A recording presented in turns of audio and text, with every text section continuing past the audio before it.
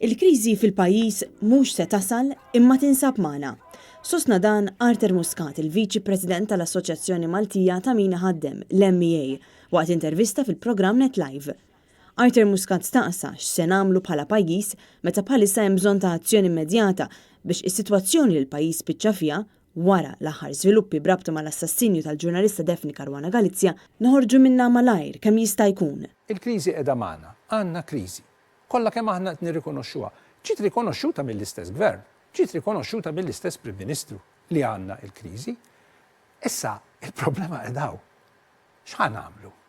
X'ħan nagħmlu biex din kriżi noħorġu minnha u noħorġu minnha mill-aktar fis possibbli. Bħala MEA, l-istess bħal-unions l-oħra, u met jappellaw sabiex il-Prim Ministru Joseph Muscat iwarrab issa l-azzjoni trid tkun immedjata u mhux nistennew sa Jannar.